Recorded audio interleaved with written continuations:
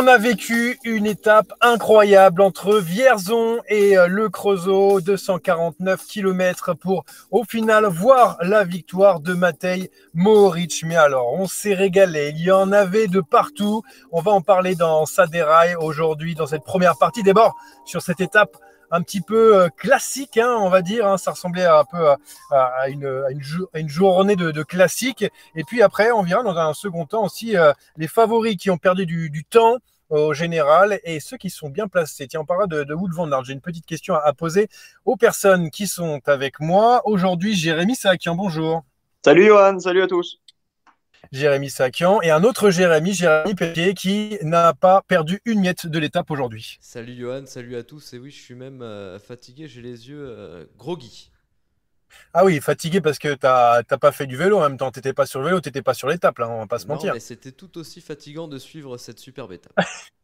Ça ne m'étonne pas. Allez, on passe tout de suite au départ avec cette étape fantastique.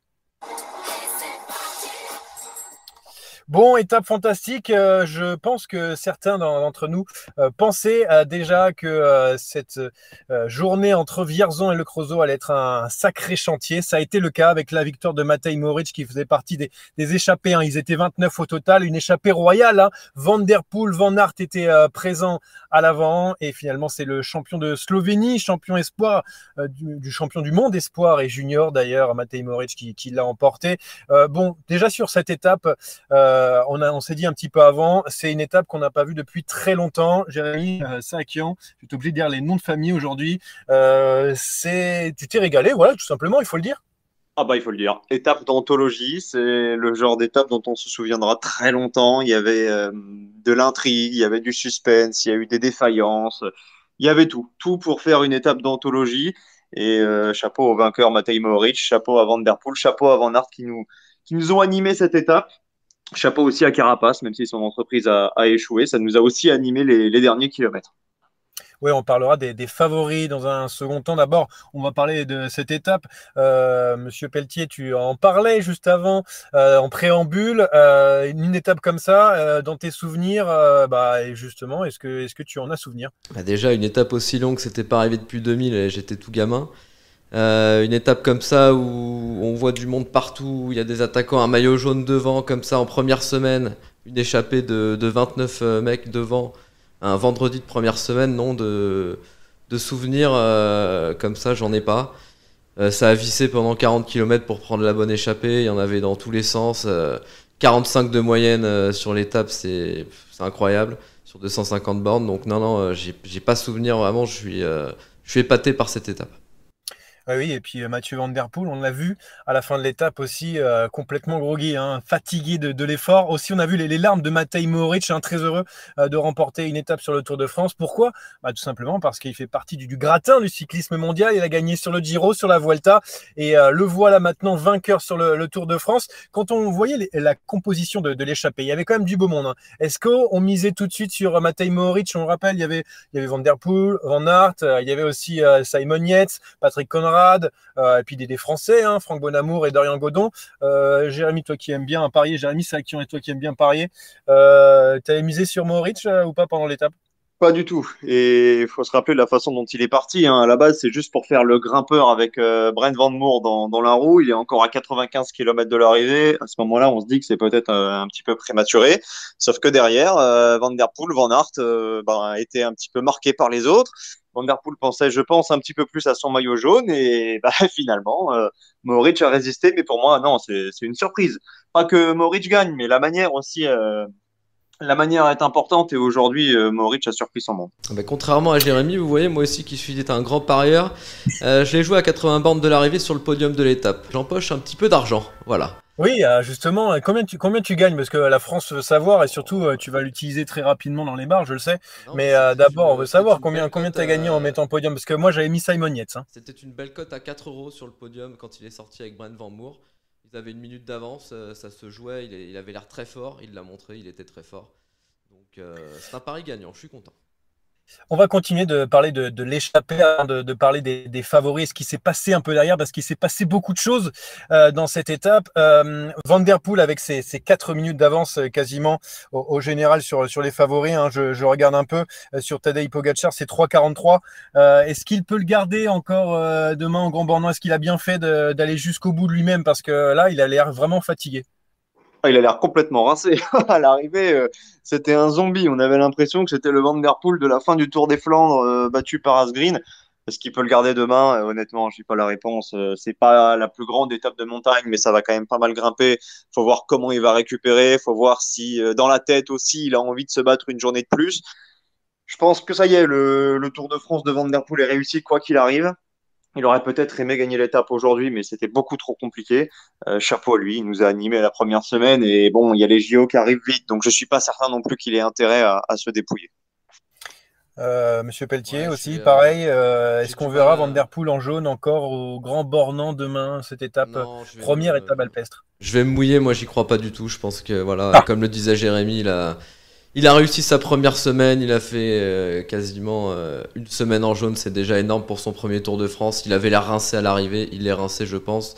Et non, le maillot va quitter ses épaules demain au Grand Bornand. juste un petit rappel, parce qu'on l'a pas dit assez. Matej Mohoric, il est de quelle équipe? Parce que oui, Bahreïn, évidemment. Bahreïn, ça bravo, fait oui. plaisir. Bravo Ça fait Jérémy. plaisir, ça fait longtemps qu'ils n'avaient pas gagné une course en World Tour. Ils sont un peu timides cette année. Donc, ouais, il marche, hein, il marche, hein. Que ce soit Caruso, Padoun, Mohoric, à fond les ballons. Ouais, et puis ils ont perdu Jacquet, hein, leur leader sur chute, donc ils sont vite remis sur pied, bah, comme d'ailleurs quand ils ont perdu Mikel Landa, hein, on se souvient sur le Giro avant d'avoir un Damiano Caruso incroyable. Petite déception aussi sur cette échappée, moi c'est ma déception, Vincenzo Nibali ou Simon Yates, qui n'ont pas été capables de suivre le rythme de coureurs qui pour sur le papier, grimper un peu moins bien. Hein. C'est le cas notamment de Franck Bonamour, par exemple, sans lui porter offense. Hein. Est-ce que c'était une surprise de les voir déjà lâcher? Est-ce que vous avez quelques déceptions sur cette échappée? Ah, ils sortent tous les deux du Giro, non, déjà qu'ils soient dans l'échappée, qu'ils suivent aussi longtemps. Nibali faisait une très belle opération pour le général, il est d'ailleurs sixième du général, donc il fait une belle opération. Sur la fin, il était plus capable de suivre. Ah, c'est plus le grand Nibali, il a 36 ans. Non, non, c'est déjà très bien qu'il soit là et il est tombé sur plus fort. Ouais, ben, on va parler justement des favoris. Vincenzo Nibali qui s'est replacé dans la course à pourquoi pas la victoire finale, on peut rêver, même si dernièrement il n'a pas été à la hauteur et surtout au niveau où il a été auparavant. On va parler des favoris parce qu'il s'est passé, mais alors beaucoup de choses derrière. C'est le sprint final. Oh le coup de tête, oh le coup de tête de Marc, oh le deuxième coup de tête de Rencho. Oh que ça c'est pas bien. Oui, parce que derrière, on a eu un petit peu de dégâts. On a déjà perdu Primoz Roglic, hein, le grand favori avant cette épreuve, qui a sûrement subi le contre-coup de sa chute en Bretagne. Primoz Roglic qui perd pas mal de temps encore une fois. Il est tout simplement Primoz pour finir 65e à 9 minutes, donc beaucoup de temps perdu. C'est 4 minutes à peu près sur les favoris. On a perdu aussi Nairo Quintana qui a pris 19 minutes. On a perdu aussi Michael Woods. Est-ce que c'est... J'ai envie de dire, je ne sais pas si c'est une surprise, mais voilà, Primoz Roglic, c'est terminé. Qu'est-ce qu'il va pouvoir faire jusqu'à la fin de ce tour, ce pauvre Primoz Roglic? Rentrer à la maison, a priori. Non, il va peut-être rester quelques jours, mais là, bon, vu son état de forme, vu son classement, il doit encore certainement être marqué par la chute, comme tu l'as dit. Il n'y a plus grand-chose à espérer. La Jumbo probablement le savait. Est-ce que c'est la raison pour laquelle on a envoyé Wout van Aert dans l'échappée? Peut-être, même si j'ai l'impression que c'est pas le même Van Aert que sur le dernier Tour de France. Faut pas oublier que l'année dernière, il passait à peu près partout.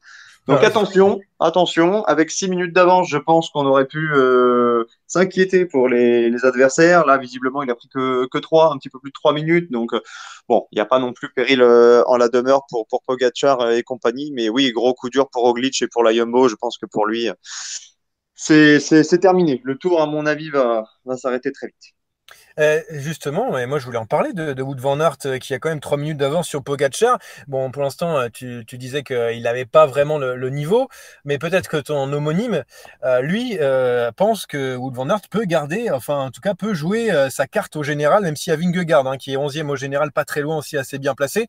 Et pour pourquoi pas jouer la carte du Belge qui passe très bien en montagne et peut-être qu'il s'est préparé pour ce Tour de France au cas où. Eh ben, c'est ce que tu viens de dire, tu viens de citer son nom. Moi je pensais à Jonas Vingegaard qui pourrait être Ah, la belle plus surprise que de Van Aert, Jumbo. alors qu'il a 3 minutes quand même d'avance. Oui, je vois tout s'est emballé aujourd'hui autour de Wout van Aert, mais comme l'a dit Jérémy juste avant, il semble moins fort que l'année dernière où il était aérien. Bon, on en aura la réponse ce week-end, on verra comment il va se comporter sur l'étape du Grand Bornand demain. Sur Tignes, dimanche, on aura un élément de réponse. Il peut nous faire peut-être le coup de Julien Alaphilippe il y a 2 ans, peut-être que il va voler. Moi, je pense que Jonas Vingegaard, qui a réalisé un très très bon début de saison, qu'on connaît peu en France, que les suiveurs connaissent peu, peut peut-être profiter de ça pour jouer sa carte, et on verra le fera Jumbo, mais Wout van Aert, je le vois bien en jaune demain, puisque tu posais la question sur Van Der Poel. Je pense qu'il perdra le maillot, mais que Wout van Aert aura le maillot jaune demain au Grand Bornand. Pour ce qui est de la victoire finale, j'y crois un peu moins.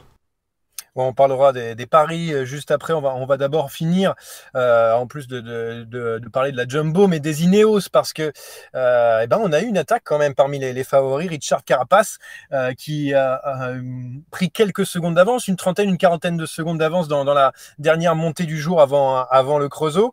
Voilà, c'était la seule offensive du jour, véritable offensive du jour. Pogačar était un petit peu esselé parce que personne n'a pu rouler un peu avec lui. Heureusement, évidemment, il y a la Movistar qui est toujours là quand on a besoin, mais au moins on a eu un petit peu l'attaque. C'est un coup d'épée dans l'eau parce qu'il finit avec le peloton des favoris finalement repris dans la partie un peu plus plate, mais bon, c'est de bon augure. Richard Carapaz, c'est peut-être l'adversaire numéro 1 de Tadej Pogačar. Ah bah oui, c'est l'adversaire numéro 1, ça c'est une certitude, et je pense que ça l'était au départ, même s'il y avait Roglic, il y avait 3 candidats, bon, il n'y en a plus que 2. Moi, je suis déçu. Je suis déçu parce qu'aujourd'hui, il y avait l'étape, il y avait le scénario pour mettre en difficulté Pogačar. Tu l'as dit, il n'était pas un petit peu esselé, il était complètement esselé. Il a fini sans équipier. Ses coéquipiers étaient rincés, ils ont roulé toute la journée. Et on a eu une tentative, celle de Carapaz. Alors bon, il y a eu la tour, mais je la compte pas parce que Oui, ça a été vite dans excusez-moi, l'œuf. la tour évidemment. Mais bon. Voilà. Je m'attendais à mieux. Je m'attendais à une coalition contre Pogačar. Il y avait la possibilité de le faire. Finalement, cette attaque de Carapaz n'a pas abouti, de la faute de Movistar. Total a aussi joué toute la journée aux côtés du AE. C'est une occasion perdue et peut-être que certains s'en mordront les doigts. Non, je suis d'accord avec toi. Tout le monde a fait le jeu de Pogačar qui était esselé. On joue déjà les accessites sur le premier vendredi, que ce soit Movistar pour Enric Mas ou EF pour Rigoberto Urán. C'est un peu décevant, quoi. Bon, Ineos qui va continuer, hein, je pense, ses stratégies. Carapace en montagne, Geraint Thomas avec les favoris, pourquoi pas. En attendant, il y a encore un chrono, il ne faut pas oublier en fin de tour. Mais voilà, peut-être un petit doute autour de Pogačar qui était très vite esselé. Il faudra voir, hein, on verra. Déjà dans les Alpes, avec cette première étape au Grand Bornand, et ben justement, on va en parler de cette étape au Grand Bornand parce que c'est l'heure des paris. Bon, alors on va faire comme la dernière fois, le vainqueur au Grand Bornand et le maillot jaune en haut dans les Alpes. Du coup, Jérémy Sakian, très rapidement, le vainqueur et le maillot jaune. Le vainqueur, j'ai pas de nom qui me vient. Ça sera un échappé. Le maillot jaune, ça sera Van Aert. Allez, on va dire un Français. Pourquoi pas Alaphilippe, mais je pense pas qu'il puisse prendre l'échappée. J'ai pas de nom. J'ai pas réfléchi. Alaphilippe qui a déjà gagné au Grand Bornand en 2018 Ouais, d'ailleurs. voilà, mais on va noter une échappée, t'inquiète, un courant échappé. Allez, Ça peut être les favoris. On te donne une petite pièce, c'est un 0,5 ça. Merci. Monsieur Pelletier, c'est à vous. Moi, je vais miser sur une équipe qui marche très bien, c'est la Bahreïn. Ce sera Pello Bilbao, vainqueur au Grand Bornand. Et maillot jaune, Wout van Aert, comme je le disais juste avant, je pense qu'il sera en jaune demain. Très bien. Et ben pour ma part, Wout van Aert aussi, maillot jaune et victoire de Tadej Pogačar, voilà, qui met encore les pendules à l'heure. Et puis finalement, qui montre à tout le monde qui est le plus fort. Pour moi, demain, voilà, merci messieurs, ça a été court, intense, mais c'est l'inverse d'ailleurs de l'étape. Hein. C'était long et encore plus intense. Mais voilà, on en finit là-dessus. Merci, à bientôt, à demain, je pense, pour cette étape, première étape de montagne. Et puis bien sûr, vous pouvez écouter tout ça sur Apple Podcasts, Deezer, Spotify, YouTube, tout ce que vous voulez. Et puis on continue à suivre ce Tour de France qui est déjà fort intéressant. Salut tout le monde. Ciao, ciao. Salut, et on va se coucher pour récupérer. Ah oui, c'est important. Oui, récupérez bien. Tout à fait. Ciao. Ciao.